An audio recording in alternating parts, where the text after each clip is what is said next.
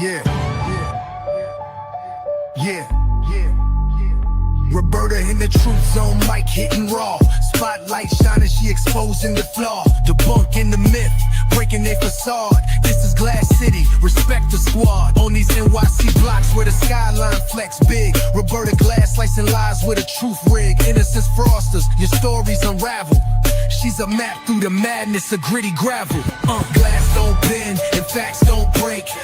She's a storm that's called, you feel the quake. Exposing tales stitched with crooked seams. Justice in the lens, shattered fake dreams. Dreams about killers, painted heroes in disguise. She burning propaganda with fire in her eyes. No glamour for the guilty, she call it straight. She backs victims, the voice stay away. Stats and receipts, no spin, no clutter. Cold cases whisper, she cuts through the mutter. Truth's her tempo, don't confuse the beat. She's standing for the real while you taking a seat. True crime's a block, facts the artillery. Spinning those lies, yo, she checks that misery. Tabloid tales get smashed, no time to play. She's glass hard, break the false and save the day.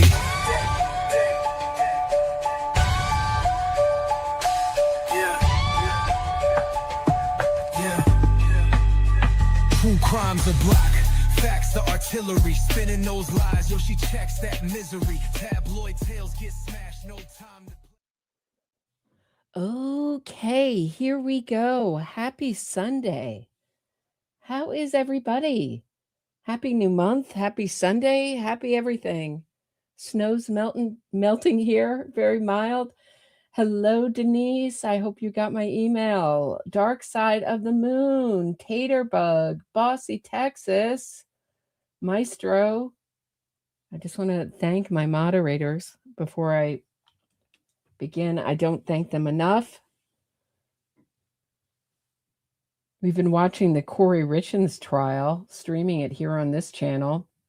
And boy, do I have a treat for those that have been watching it with me. And you know, frankly, if you haven't been watching the trial, I have a treat for you anyway. For those who haven't been watching the trial, we're talking about the Kouri Richins case tonight. And this is, of course, a case of a woman standing trial for the murder of her husband, Eric Richins, who was found dead of a fentanyl overdose on March 4th, 2022 in Utah.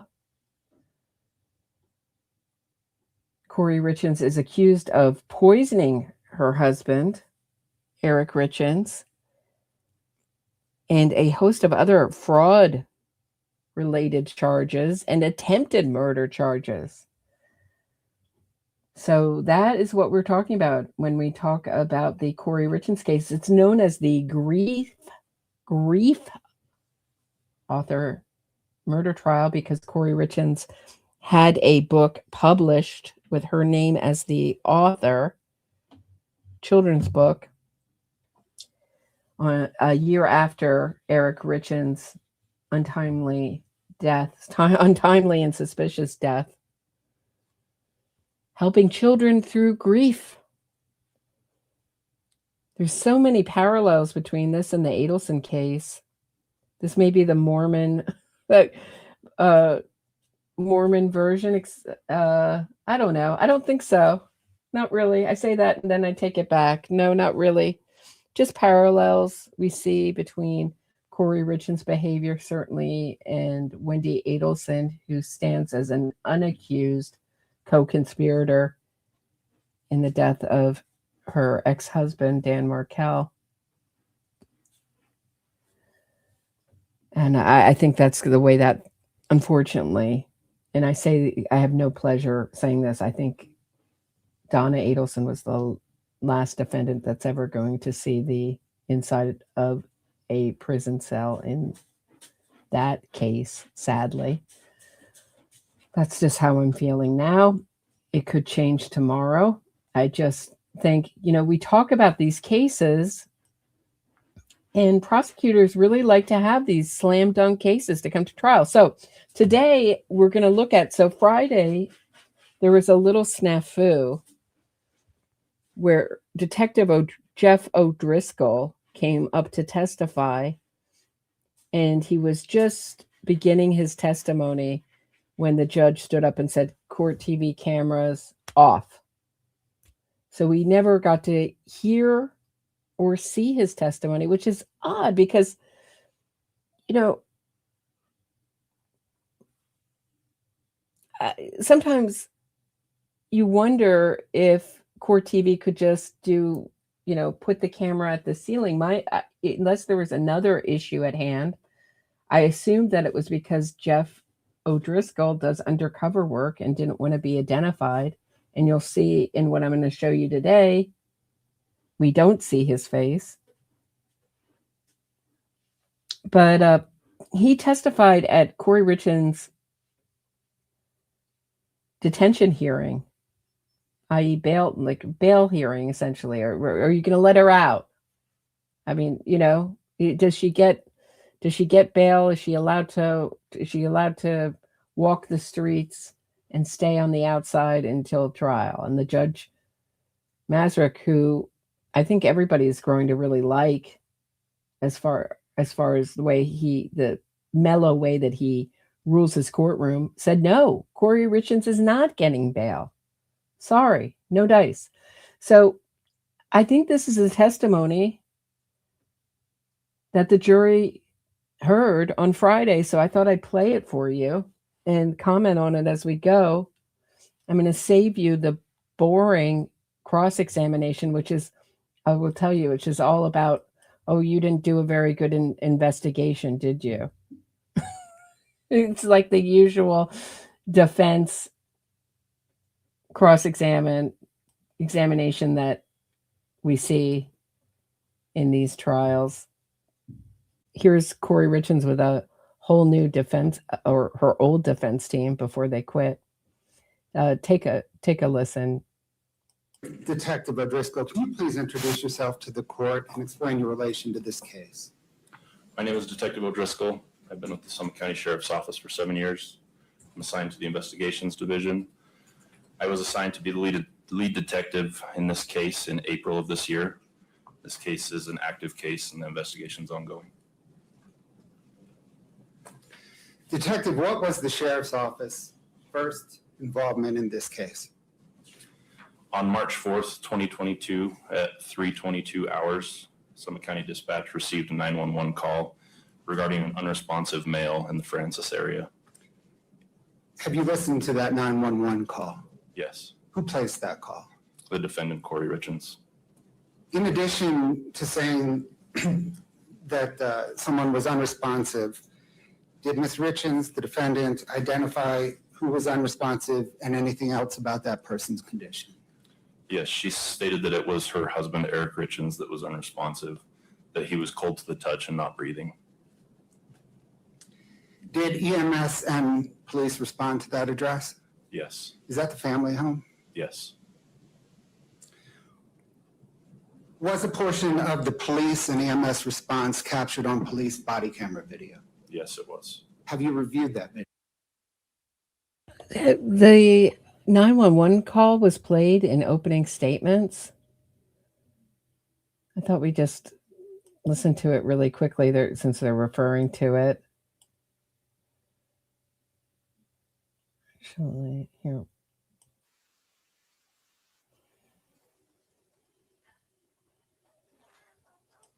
This is courtesy of Trial TV.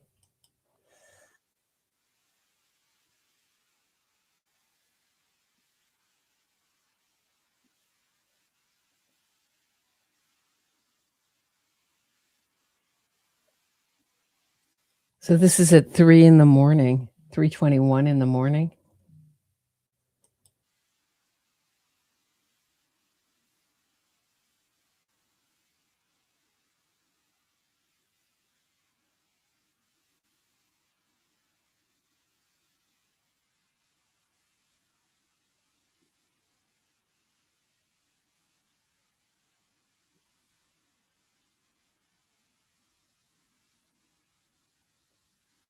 Can you cut your whining?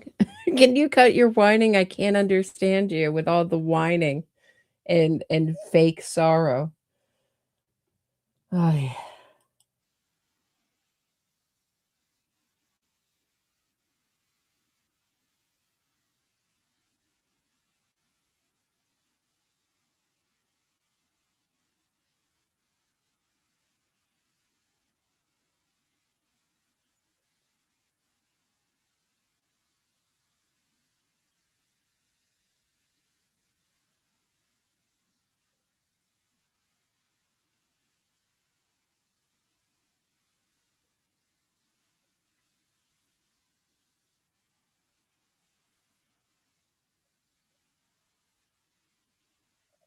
I just want to make sure that he stays dead.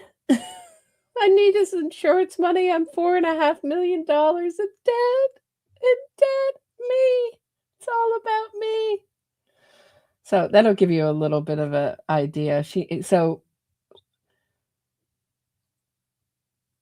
Back to Ogres. Wait. I'm not showing it. I'm so sorry. I'm so sorry. Oh. 911, what's the address of the emergency?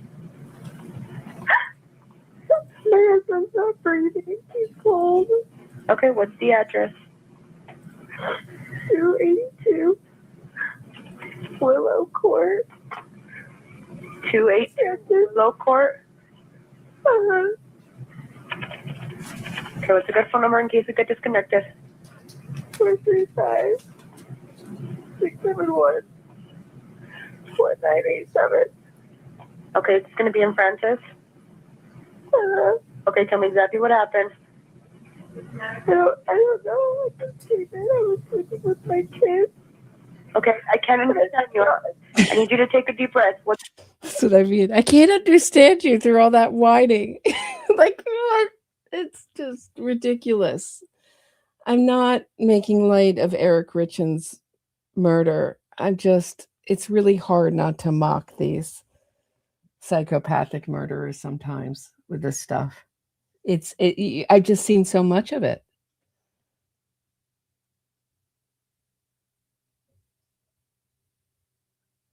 I meant it when I said on Court TV, these murderers play the victims so well. I mean, what are we talking about here? I mean, this is ridiculous. Anyone else fed up with this? I mean, it's going to go on. It's not going to change. Psychopathic, sadistic murderers aren't going to change their stripes. I mean, if you've heard, you could put this up against Michael Peterson or any other 911 call that's meant to fool. And they all sound basically the same. What's going on? I don't know. I was sleeping in with my kids. I just came in our bed, and I turned over, and he's just cold. He's just cold. Who's cold? My husband. I turned the light off. And he's not breathing? No. He's not breathing? No. I need you to confirm it for me. Just to be clear, the defense thought that this made Kouri Richins look good. And I'm having my people in my audience, and I'm occasionally, because I'm streaming the trial, when I'm watching other things on YouTube, they're suggesting videos, and sometimes they automatically come on from other people after, I've watched something else. And it seems like a lot of people are presenting this like it's an iffy case, like she might not get convicted. Because Friday, and I'll probably talk about this more tomorrow morning, it's going to be an unusual day. I'm going to be gone for most of the day. So I'll be streaming the trial, but I'll just be in the chat when I can check in. Look for me in the chat. We had the drug dealer, and then we had the middle woman who procured the drugs, who was the house cleaner, Carmen Lauber. And the drug dealer basically said, I didn't sell fentanyl. I sold Oxycontin. And it was misput down as oxycodone, which Oxycontin is just oxycodone that's time released. I had to check because I had someone in the comments saying Roxaset is weaker than Oxycontin or oxycodone, but that's Roxaset, or is the same as Percocet. It's oxycodone and Tylenol together. And so oxycodone, we're talking about 30 milligrams when we talk about blues or Roxy's. And the drug dealer was saying on the stand, I didn't sell anything like this. I would never sell fentanyl because everybody was so worried about fentanyl.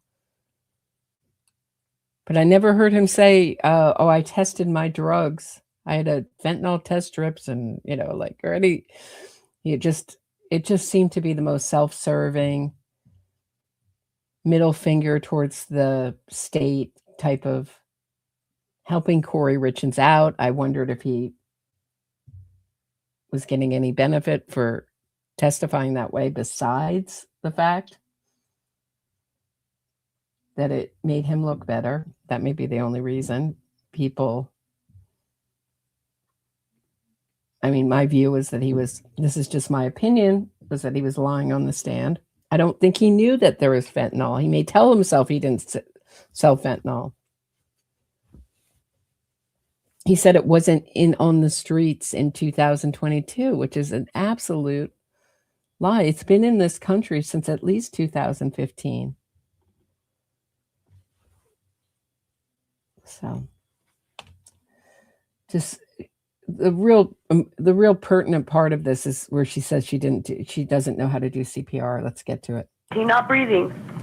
No. Okay, can you do CPR? No, I don't know how. You don't know, I don't know how. She said, if you really cared, you'd say, tell me how, what can I do? You don't go, I don't know how. I'm too sad. I'm too busy pretending to be sad and upset and surprised by my own actions. Sorry, I don't know. So back to this. That's a key point. And the really shocking part of O'Driscoll's testimony, spoiler alert, listen out for it, is he says that the paramedics told him that Eric Richins had been dead for a while. Like, he was pronounced dead very quickly. Video. Yes, I have. On that video, what time does EMS pronounce Eric Richins dead? 03:58 hours on March 4th. What, if anything else, does EMS say about how long he had been dead? One of the EMS personnel made the comment that he had been dead a while. Did the state medical examiner's office conduct an autopsy of Mr. Richins? Yes, they did.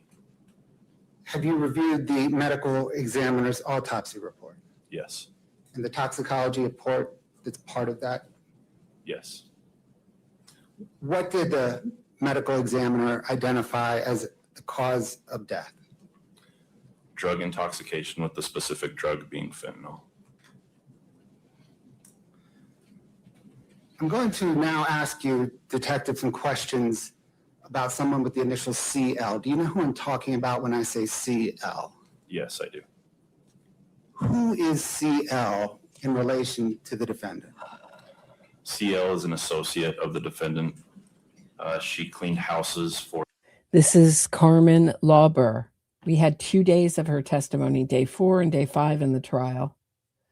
And I found her credibility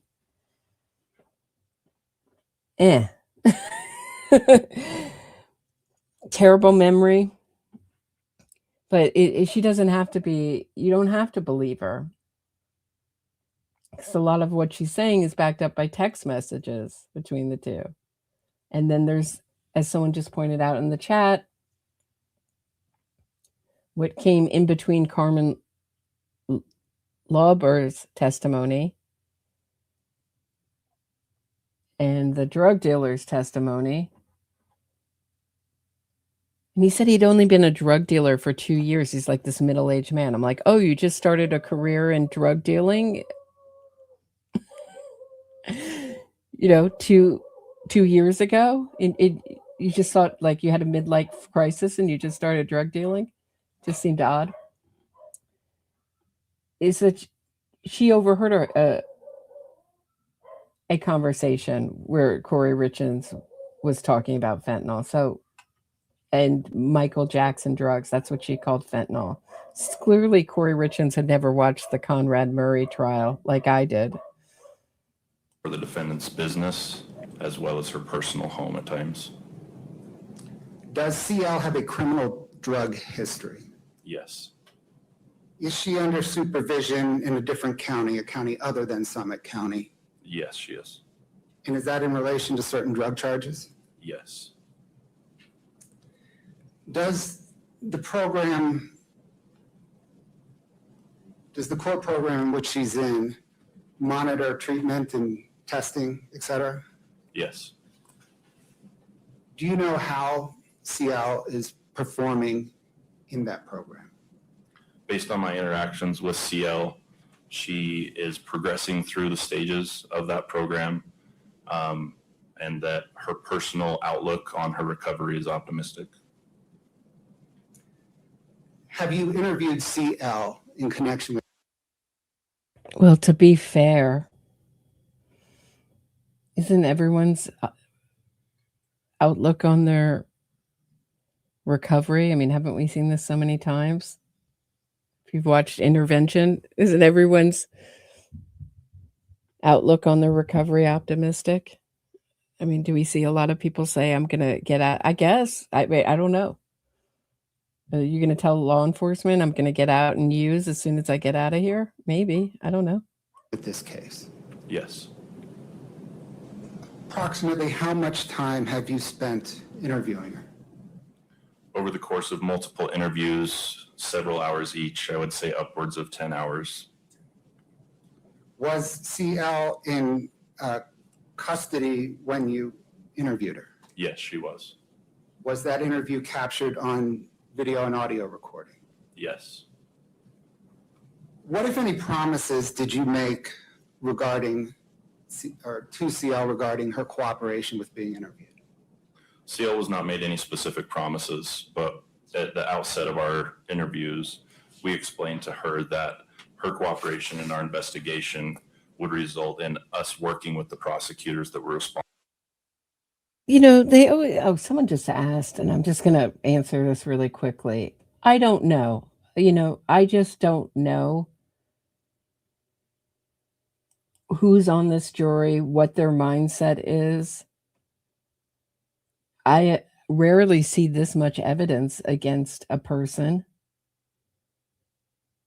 Such damning evidence, such emotive evidence. I mean, when you hear someone's looking up luxury prisons or how to hide their phone from FBI investigators, it's very different than what we saw in the Karen Reed case, where, I mean, we know now she was like factory resetting her phone. We still haven't seen her phone records in the public domain.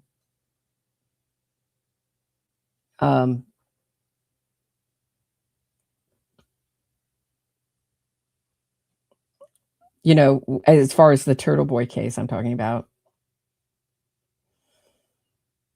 or the missing ring footage, it just disappears. It's another thing when you see searches, like I want to hide my content from the FBI. And I might, what luxury prison might I go to? Be sent to, you know? I mean, that's what can be inferred by that search, a guilty conscience. So Carmen Lauber wasn't a great witness. Parts of her testimony are unbelievable. She's an absolute mess when it comes to a timeline. And the drug dealer was, I found, to be absolutely hateable on the stand. I mean, that's just, I'll just tell you, I if I were a jury, I would hate him. Self-serving, cocky. I mean, did you see the way he walked into court? I mean, I'll show it at the end, but I mean, he swaggered into court with an untucked shirt. It's just unreal. I'll cue it up and we can look at it in a minute, but unreal, right? So I think the state knew that Carmen Lauber is a problem. They knew it was a weakness. That's why they didn't start with her. They had all the forensic testimony, all the other kind of testimony before they pulled her out. And you can just tell by the way they're questioning her. They're trying to present her in the best light, but she wasn't a great witness. It was a hostility between the prosecution and the drug dealer. Responsible for the charges she was facing. Did you express to CL the seriousness of this case as well as the charges she was facing? Yes, we expressed to her the seriousness of the charges and the possible results of those charges. As well, we impressed upon her the importance or the value of her testimony in this case as it related to the charges that she was facing, and that her testimony or any information that she may have was more important to us. Did you stress to CL that the information? Wow, I don't want to stop this too much more because we have a ways to go. But if looks could kill,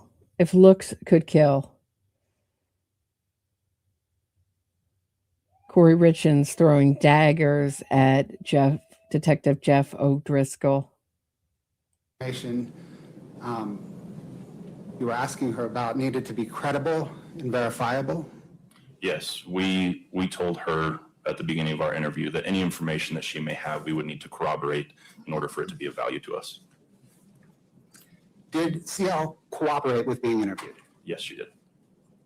Did CL know Eric Richins? Yes, CL told us that during the time that she spent cleaning the Richins home, she got to know Eric, that she felt that he was a really good person. She liked him, and she was very saddened to hear that he had passed away. Did there come a time when investigators? That was a really key part of her testimony.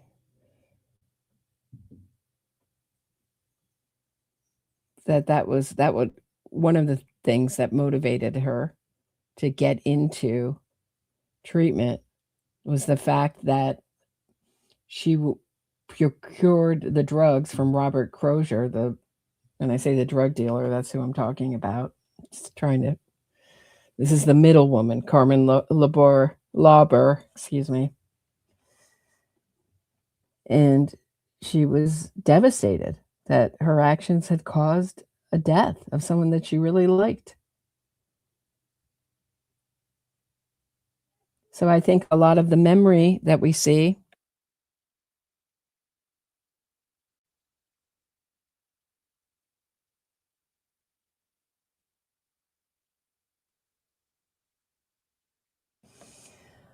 a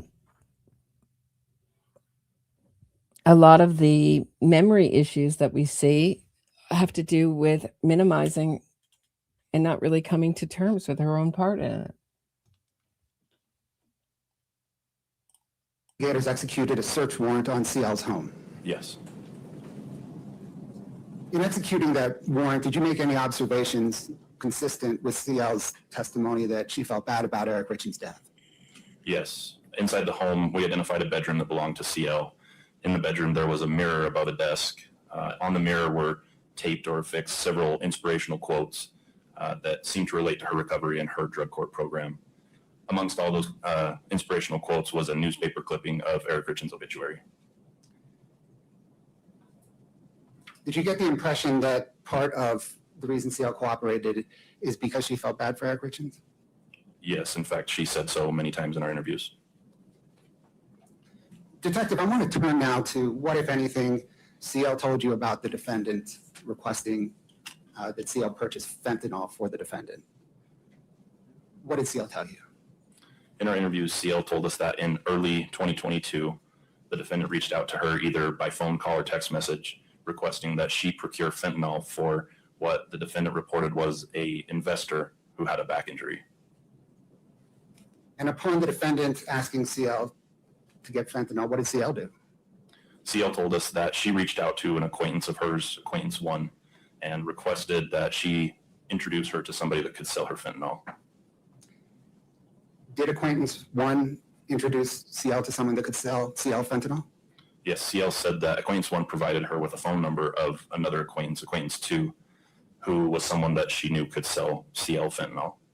And did CL say that she ultimately contacted acquaintance two? Yes, she did. What, if anything, did CL say about purchasing fentanyl from acquaintance two?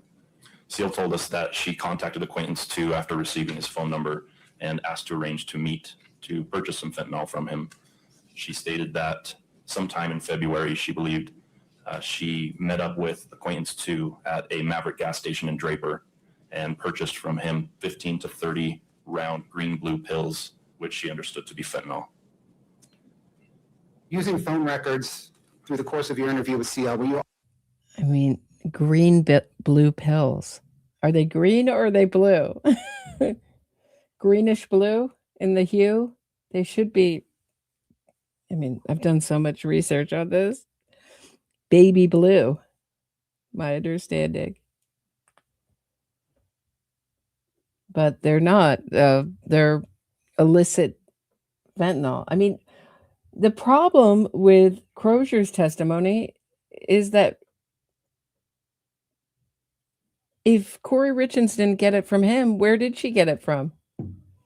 And as you'll hear in this, O'Driscoll, the jury heard that O'Driscoll was told by Eric Richins' close friends that he wasn't a user of illicit substances. So that's a problem for Kouri Richins.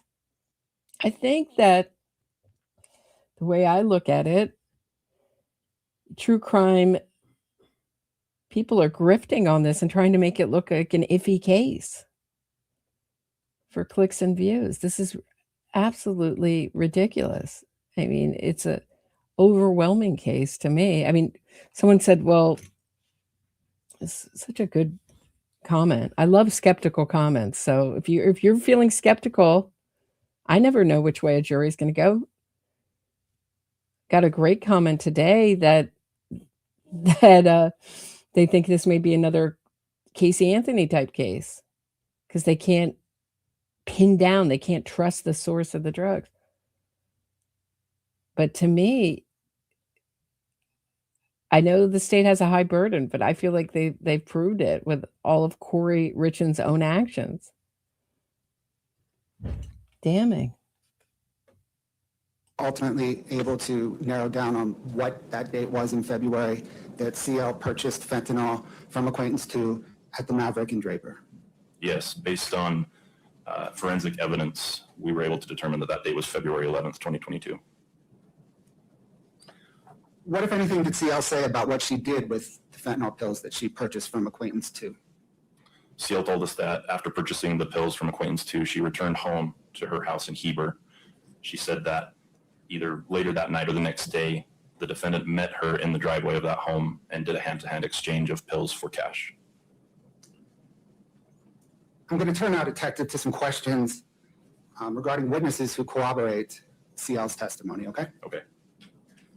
You mentioned acquaintance number 1. Have investigators interviewed acquaintance 1? Yes.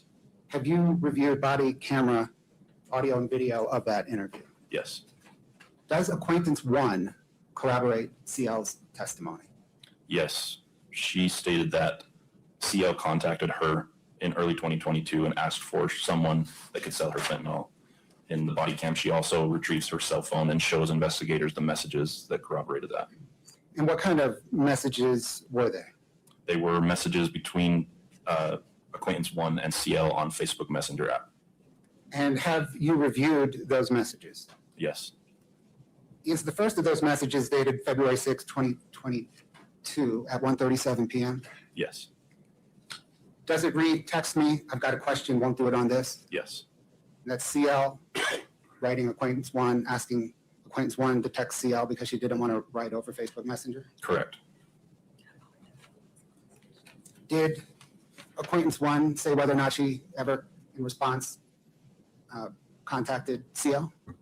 Yes. She said that she then either texted or called her subsequent to her request. You testified that acquaintance 2 sold fentanyl pills to CL at the Maverick in Draper.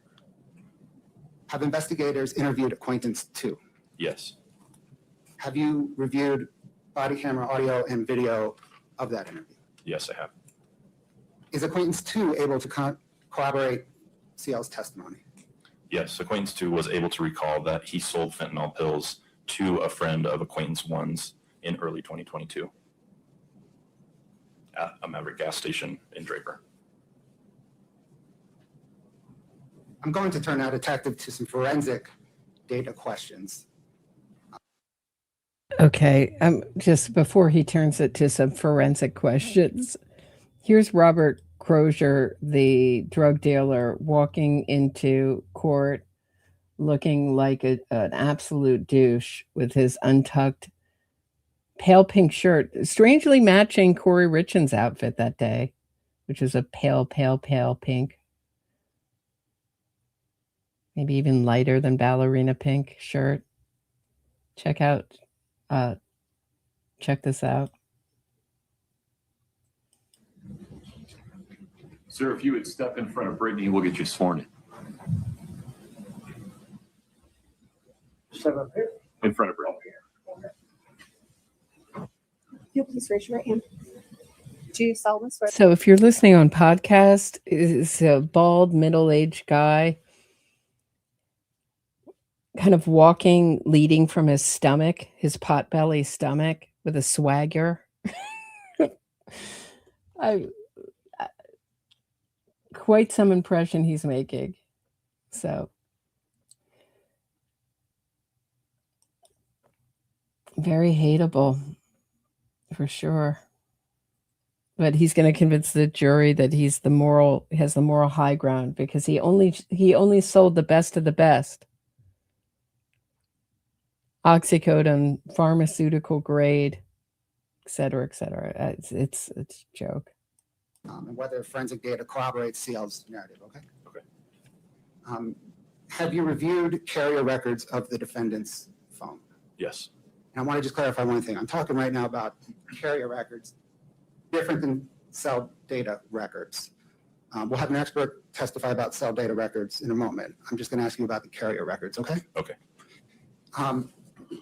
What, if anything, do the carrier records for the defendant's phone, or what, if anything, in the carrier records for defendant's phone corroborate CL's testimony? The cell records from the defendant's phone show several phone calls back and forth between her and CL in early 2022. Do they show any text messages back and forth between the defendant and CL? Yes, several. Have you reviewed those text messages? We were only able to see the timestamps and who the sender and receiver was. We're not able to see the content of those messages because they appear to be deleted from both the defendant's phone and CL's phone. Strangely deleted text messages. I'd be surprised if she doesn't get convicted, but who knows? You never know who's on the jury. I tell you, when I was a juror not too long ago, during the first Karen Reed trial,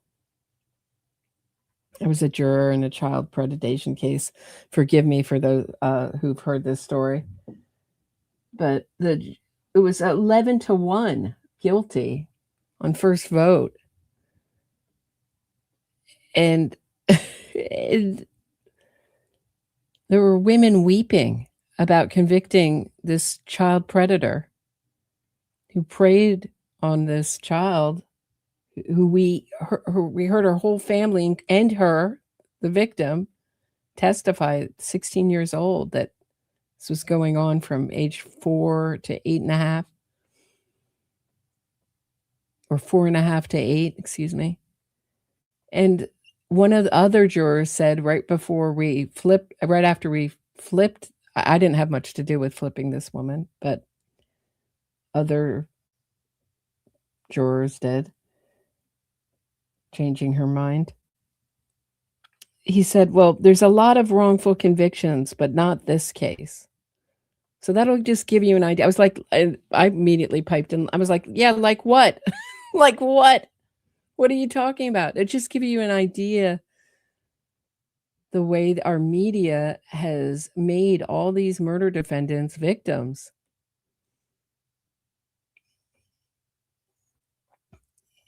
And we're just inundated with innocence fraud propaganda nonstop. I mean, it's always existed. It's over 100 years old, innocence fraud, going all the way back to Sacco and Vanzetti.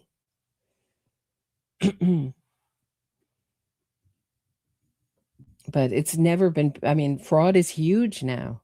This kind of fraud is huge in our society, and everyone, lawyers are getting rich on it, and documentarians, quote unquote, they're really propagandists, is really what they are for murderers, are making money. And podcasters, not me. There's not much money on this side of it, I'll tell you that. But yeah, it's huge. So if they're in the mindset that they need a movie of Kouri Richins poisoning her husband, she'll get acquitted. I mean, that, I don't know what kind of evidence. The smartest thing the defense can do, I don't want to give them any ideas, but is do what Karen Reed, Alan Jackson did. Karen Reed, lawyer, did in closing.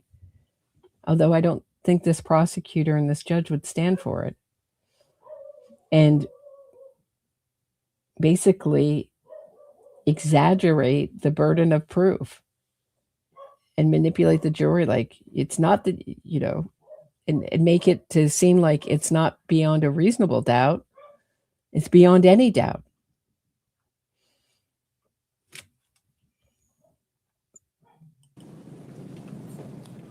Have you reviewed the call history and carrier records of CL's phone? Yes. Does CL's carrier records and call history corroborate CL's testimony? Yes. Is there a particular set of calls on February 11th, 2022 between 5:19 p.m. and 6:52 p.m. in CL's phone history? Yes. Did you question CL regarding those calls? Yes. She said those calls were to acquaintance 2 and that they were to arrange the specific date and time to pick up fentanyl in Draper. Turning now from CL's purchasing fentanyl for the defendant to the defendant's purported timeline on the night of Eric Richins' death, okay? Okay. You mentioned earlier that police interactions with the defendant were captured on video. Have you reviewed that video? Yes, I have. Did the defendant provide police with a written statement in the early morning of March 4th, 2022? Yes, she did. Have you reviewed that statement? Yes. What on the early morning of Eric Richins' death did the defendant report had happened that evening? She stated that the last time that she saw Eric alive was between 9:30 and 9:45 p.m. She stated that before going to bed, they had had a drink together to celebrate closing on a house for her business. She said that they got in bed between 9:30 and 9:45, and that shortly after getting into bed, one of the children had a nightmare, and that the defendant got out of bed and went to be with that child in their bedroom and slept in that bedroom until 3 a.m. or around 3 a.m. when she woke. She stated she returned to her own bedroom, got into bed, and felt that Eric was cold to the touch. She stated that she turned the light on, saw that. So I was listening to the forensic testimony, and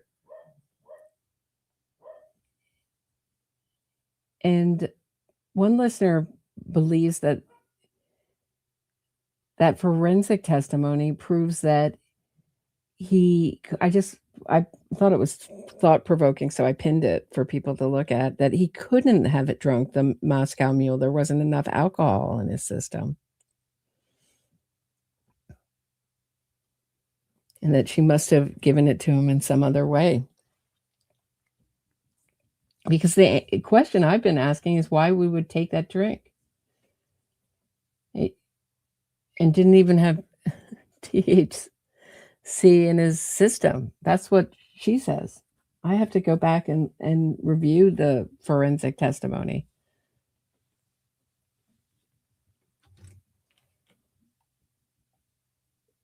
He wasn't breathing and that he didn't look normal, and that she then called 911.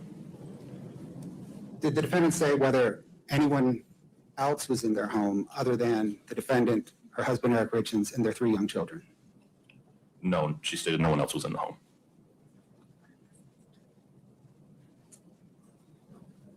Turning now to the defendant's statements regarding whether she performed CPR on her husband, okay? Okay. Did the Did the defendant tell investigators when they arrived at her home shortly after she called 911 whether or not she performed CPR on Eric Richins? Yes, she reported that she did. I'm going to refer to someone now as defendant's best friend. Do you know who I'm talking about? Yes. What, if anything, did the defendant tell her best friend regarding whether she performed CPR on Eric Richins? Investigators found text messages between the defendant and her best friend that was her. I'm just looking at the chat, and forgive me because I'm not going all the way back. There may be some of the chat that I missed, some context that I missed. But if people are asking what we're listening to Detective Jeff O'Driscoll's testimony at Kouri Richins' detention hearing. So deciding if she can get out of jail, essentially. We probably call it a bail hearing here. Because Jeff O'Driscoll's testimony on Friday, the cameras and the audio were barred. We just got a little glimpse of him by mistake. And I think his career as a undercover detective is over. I hope he continues on as a detective. But there sure is a lot of damaging information in this testimony. Explanation to her friend that she conducted CPR on Eric prior to EMS arrival. And do those text messages read, "I pumped so damn hard, so hard, screaming at him to come back to life"? Yes.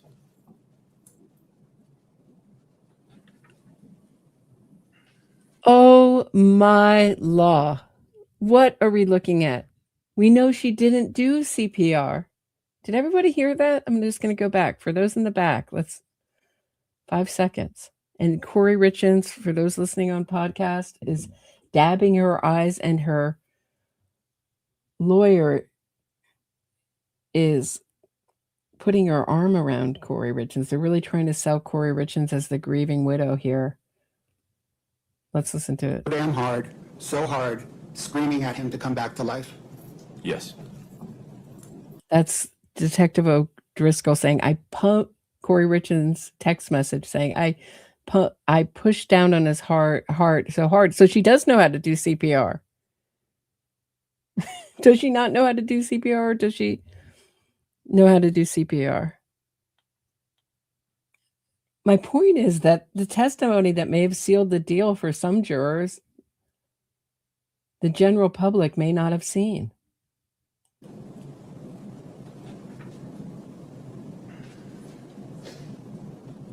You testified earlier, Detective, that EMS responded. Have you interviewed the first EMS responder? Yes, I have. What observations did that EMS responder make? They told me that when they arrived, they began CPR compressions on Eric, and that upon beginning those compressions, Eric began to foam at the mouth. He stated that that observation indicated that CPR was not likely conducted before he arrived. Detective, as part of your investigation, did you look into whether Eric Richins used illicit drugs? Yes. What did you determine? Based on the interviews that we conducted with those who knew Eric well, all stated that he did not use illicit drugs other than consuming THC gummies on occasion. Do those that you spoke to include Eric's two best friends that he's known since high school? Yes, both made the same statement that they never knew Eric to use any illicit substances other than the THC gummies. When I reference a hunting guide in Mexico by the initials TR, do you know who I'm referring to? Yes. Did you speak to this hunting guide? Other Summit County detectives did, yes.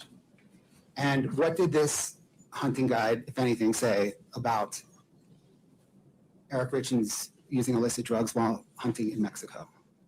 The guy told detectives that several of their clients, when they come to I mean, it sounds like at the least, we don't know how. Maybe she gave it to him in his dinner. Maybe a different way.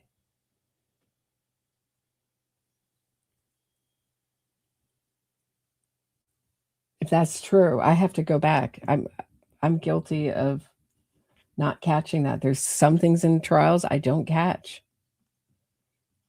especially, forensic testimony that's very medical and detailed like that. Mexico will seek out someone that can put them in contact with illicit substances while they're down there for their hunt. He stated that Eric Richins was not one of these, that Eric was solely focused on the hunt. Has the defendant made any statements regarding whether her husband, Eric Richins, used illicit drugs other than THC? Yes, in several statements made by the defendant throughout the investigation, there have been at least 10 times that she has said that Eric does not use illicit substances and did not use illicit substances.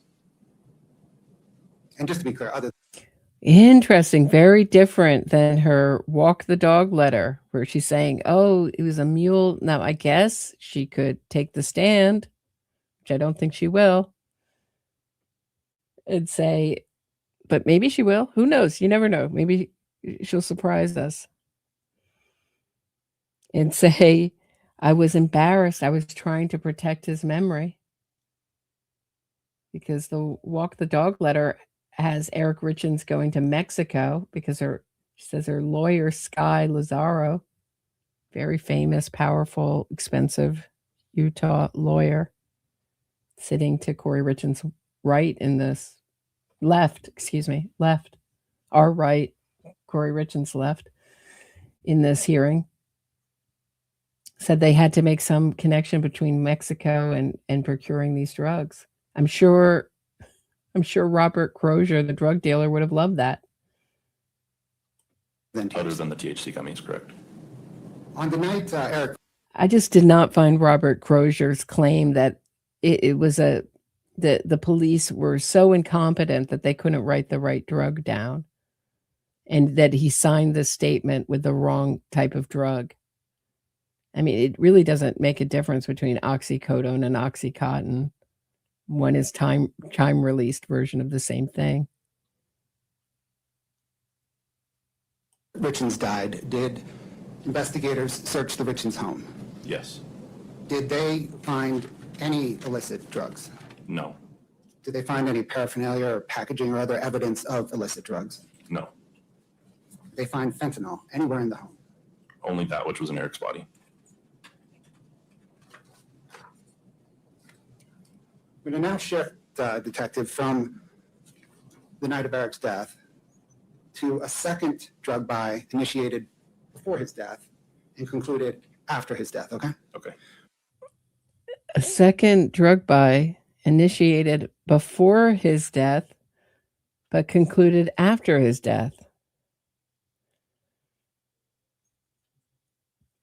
And this is what I asked last time. Did she have designs on the kids? We know she took out these or we don't know it. We haven't seen evidence of it, but certainly we heard evidence of it, which is Amy Richins testified to it, which is evidence, right? So I guess we did see evidence of it, hear evidence of it, that she was putting out multiple life insurance policies on her kids. And that she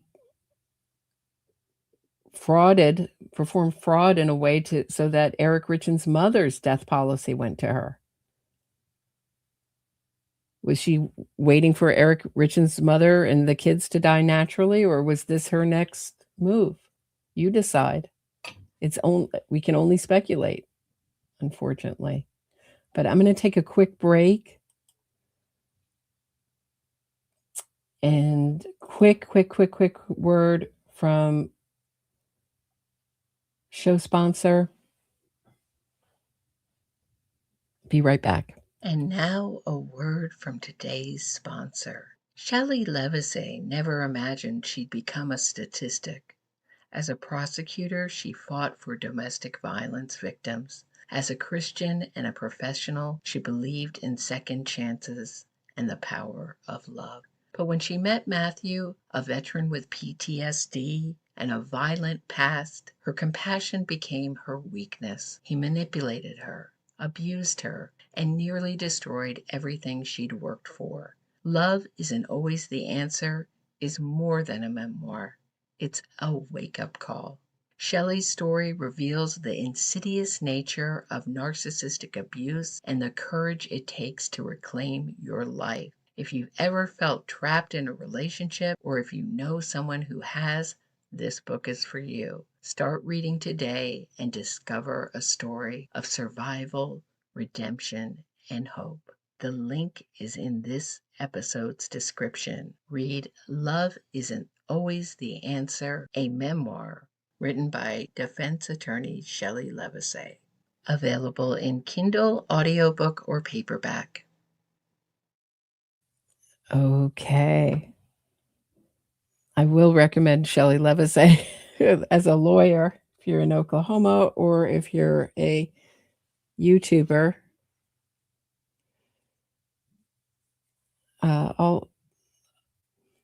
She's a great defense lawyer out of Oklahoma. That's her book, Love Isn't the Only Answer. Love Isn't Always the Answer. What did I just say? What, if anything, did CL tell you about the defendant approaching CL a second time for fentanyl?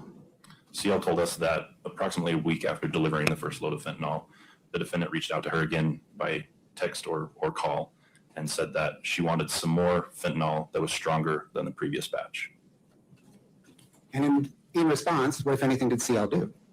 CL told us that she again reached out to acquaintance 1 because she had lost the phone number for acquaintance 2, and again requested from acquaintance 1 that she provide her with the phone number for acquaintance 2.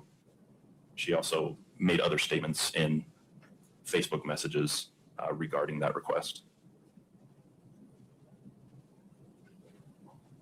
In your interview, or detective's interview rather, with acquaintance 1, did she corroborate that indeed CL reached back out to her asking for acquaintance 2's phone number? Yes, in the same Facebook Messenger, it showed the 2 different contacts on the 2 different dates. And does the second Facebook message, was it dated February 25th, 2022 at 9:40 p.m.? Yes. And does it read, I need those again, but more, and I don't got a ride, I lost your friend's number? Correct.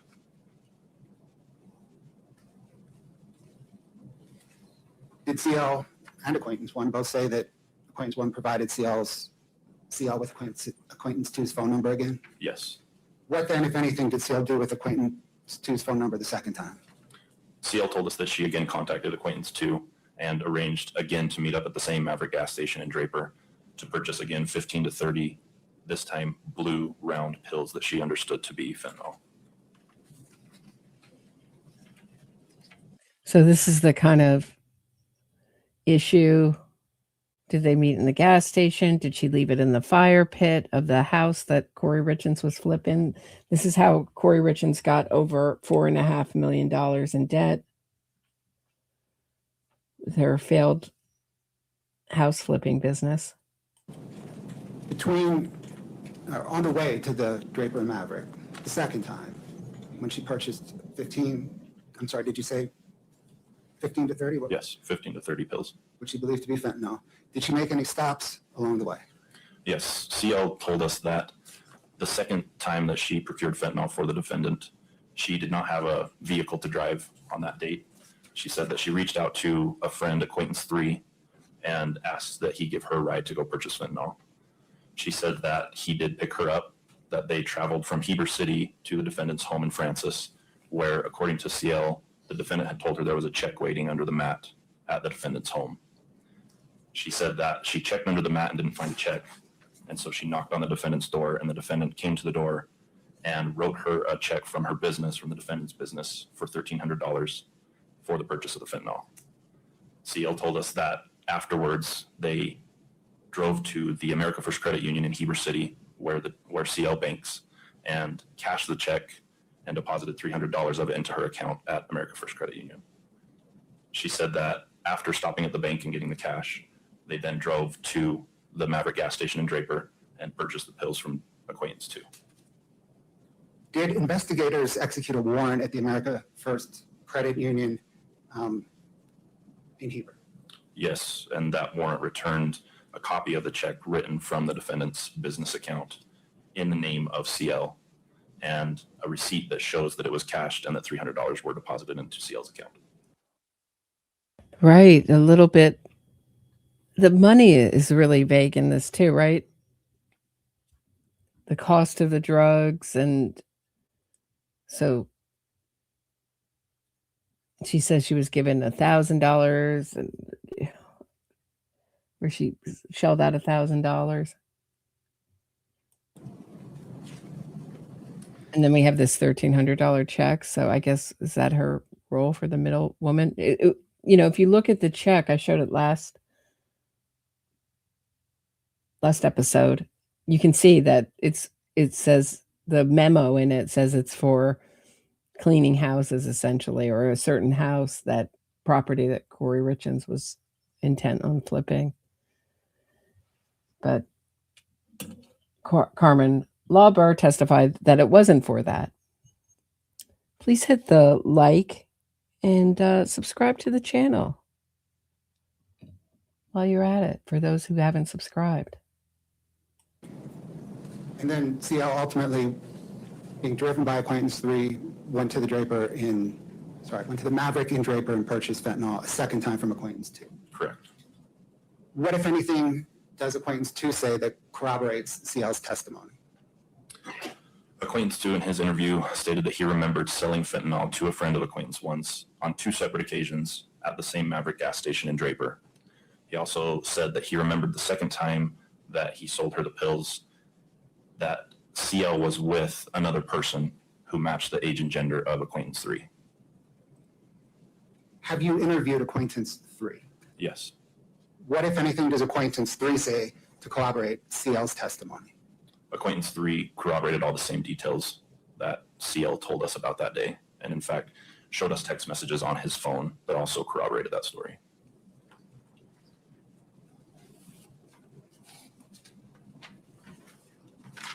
Detective, I'm going to ask you now some questions about what are commonly known as bug-out bags, okay? Okay. Did investigators execute several search warrants on the defendant's home or the family home? Yes. This is really interesting. Pay attention, guys, here. You're like, bug-out bags? Did they have a mosquito problem? What's going on with this bug-out bags? What's a bug-out bag?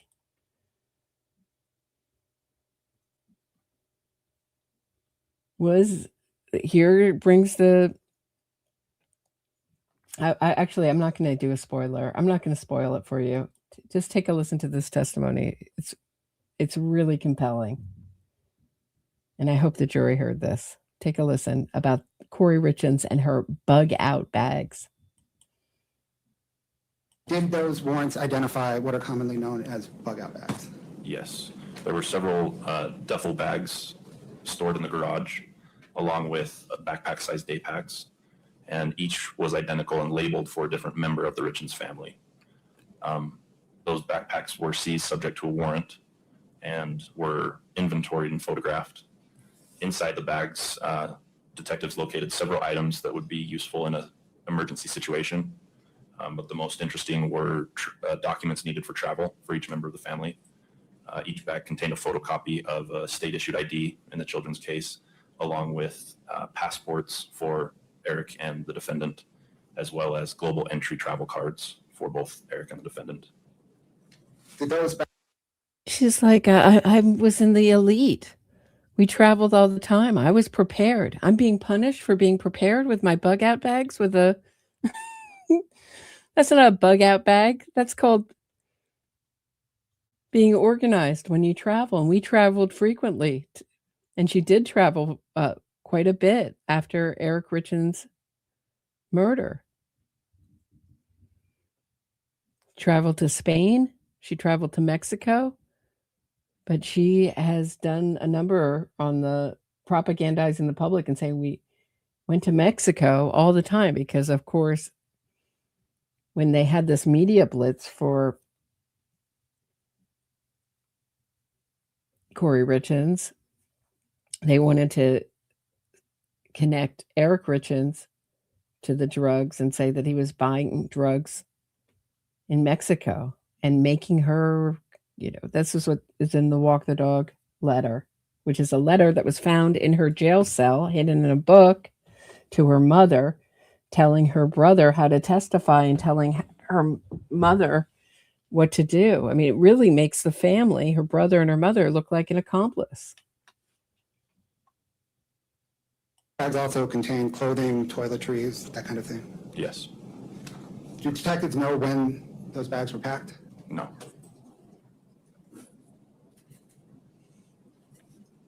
And there was a bag for Eric as well, is that right? Correct. I have no further questions for you. Mr. Lazar on mine. Thank you. So the point of bringing that up is to say that she may, if this is in a detention hearing, that she may flee the country. So that is Detective O'Driscoll's direct. The cross-examination is all trying to pick apart holes in the investigation. It's not as interesting. So will she get away with it? I don't know. Let me know what you think. Will this be another Casey Anthony story, OJ story, a story where we've seen people with a lot of evidence against them? Karen Reed. Karen Reed I put in as special area because she had such an innocence fraud campaign going. There's such fraud, so many different factors, like there always is with acquittals. Certainly O.J. Simpson was propagandizing the media too. But I wouldn't say it was the all-out, what I'd call fraud that we saw in Karen Reed's case. So will she get away with it?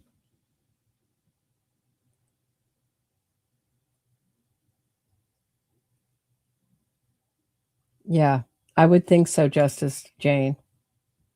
So it was in a shot. The defense was, what I remember saying, you'd want to mix these drugs, even in an opiate naive person, meaning someone who doesn't have a tolerance. That's what I mean when I say that.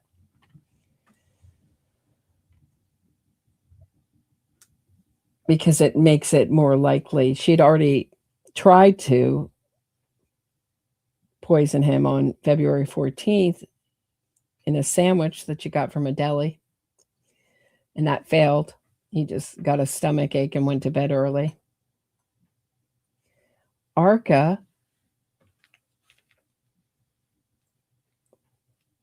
I mean, seriously, you're taking Arca seriously? Arca only looked at information given to them by the defense. They were communicating with Karen Reed's defense team via Signal app and deleting all the emails, all the communications. They perjured themselves on the stand and said they weren't getting paid. It's called those paid expert witness. And the problem with one of the issues is that the state paid for their own expert witnesses. So it was, in the second trial. So, I mean, there's so many issues. Maybe sometime I'll do an ARCA breakdown. I think she's going down too, but I don't know. I don't like to predict a jury. But in my view, I think I'd be surprised. I mean, we have to think about these kind of cases. If she gets acquitted, it will be that we didn't know every single detail. I mean, the best thing the defense could do was just, in their closing, just argue the burden of proof was not met, and exaggerate the burden of proof and make it sound like it's not beyond a reasonable doubt, but beyond any doubt. But, excuse me, I doubt that the judge is going to let them get away with that. Usually it's the judge. I mean, it is the judge that's going to give them the instructions on how to sort through the evidence. So that's what I have for tonight, guys. So that's really the testimony from Detective O'Driscoll that we didn't hear or see in Eric. I almost called it Eric Richins' case. It really is Eric Richins' case in Kouri Richins' trial on Friday. Have a great night. I'll see everyone bright and early tomorrow morning. I may start the stream a little early. I know it's scheduled for 10:15 a.m., but like I said, I have like a really crazy day tomorrow and I will not be able to mind the stream, but I will be checking in the chat. Have a great night, everyone.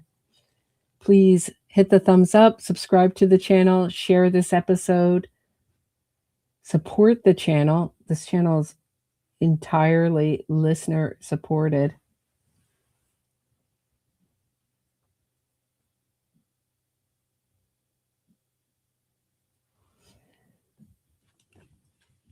Links in the description of this episode, in every episode. Patreon, Venmo, Buy Me a Coffee, all great ways to support the channel. Have a great night, everyone.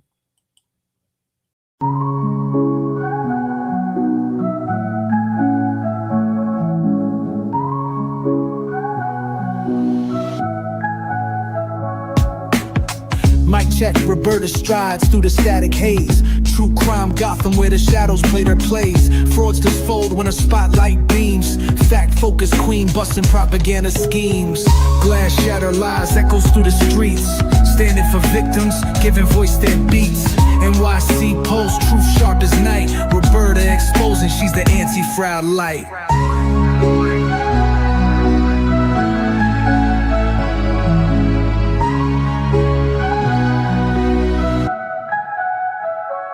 Hard task warrior, dissecting state and defense. Twisted innocence, claims breaking pretense. Gotham's truth seeker cuts clean with the blade. Facts in the forefront, no justice gets swayed. Cold facts drip heavy, real talk unfurls.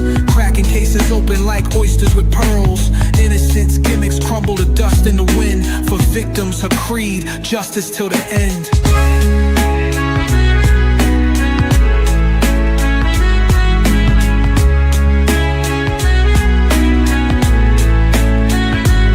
Headphones blazing, she drops heavy artillery. Narratives twisted, meet blunt object civility. Roberta got receipts that unravel the ploy. Exposing the lies these fraudsters deploy. Glass shatters lies, echoes through the streets. Standing for victims, giving voice their beats. NYC Pulse, truth sharp as night. Roberta exposing, she's the anti-fraud light.